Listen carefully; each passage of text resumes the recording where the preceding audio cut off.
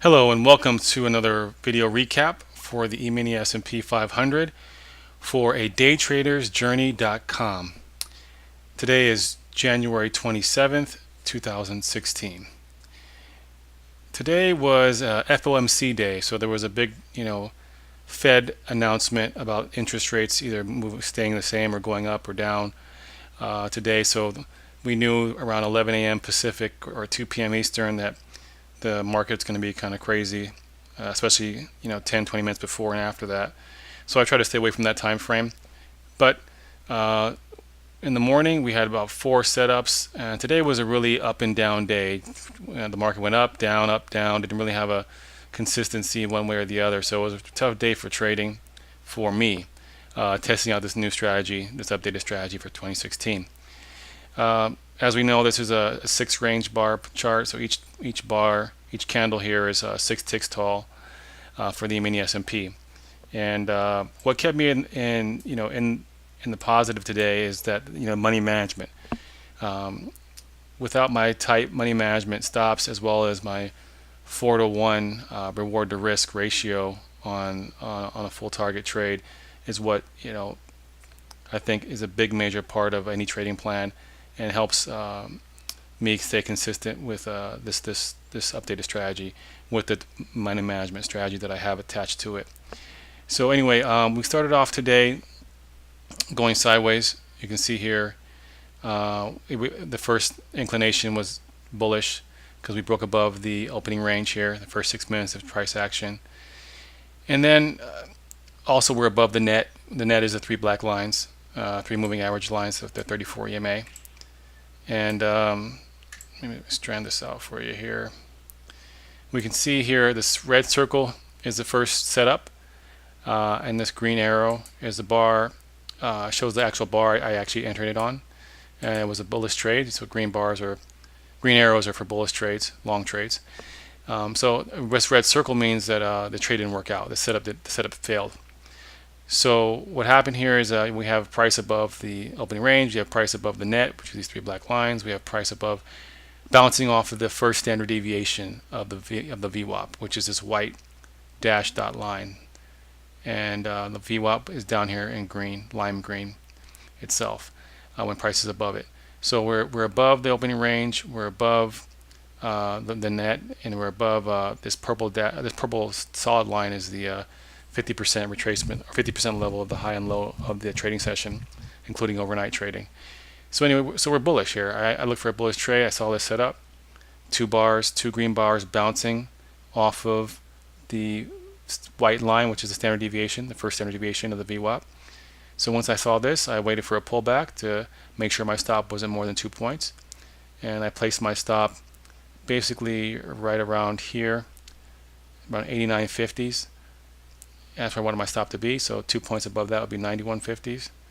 So I got in here around 91.50 on this green bar. You can see it didn't move up far enough. My first target is 4 points, and it didn't reach 4 points after I got in. It went down lower. So that was the first trade was a loss. But a clean setup, everything was right. Just not every trade will work out. So that was one stop out right there, and we can see the market came down, and you can see here, there's other setups that happen, like this 2 red bars here that are bouncing within the net off of the same standard deviation line, white line, to the downside. I didn't take this short because, again, we're still above this purple line, which is the 50% halfway point between the high and low of the trading day, and we're still we haven't broken below the opening range. We've only broken to the top side. So I was still bullish, and we're still above the VWAP, which is, you can't really see it here, but it's the green line. It's right on top of right underneath the purple line. So they're right on top of each other. I think it's good support. So I didn't see any reason to take a short here, but you can see a short would have worked out. But again, having a trend bias and sticking to it until it's broken, one way or the other, it's a good way to just make trading easier and more simple. Not easier, but some more simple, I guess you can say. So anyway, we have the next setup that I saw here was down here, which red circle means that it didn't work out. But we have 2 red bars going down, pretty much bouncing off of the white standard deviation line, the -1 standard deviation line of the VWAP. and it's below the net. So this setup, I would have got in right here as it pulled back, and it didn't reach my first target was 4 points, and I got close to it here. I got about it went about 3 points, but it didn't reach the 4-point first profit target. So you would have gotten stopped out here. It's just, not all of these setups I took live. Some setups I just wanted to point out and review. So I also wanted to go over this area right here. You can see how price bars got really stuck in between the weekly VWAP, which is this blue and pink line. Blue when price is above it, pink when price is below it. You can see it just got really choppy because people were trying to fight up and down to break out of this little squeeze here between the weekly VWAP and the first standard deviation white line here. So these standard deviation lines and VWAP levels are definitely something that people are watching in the market.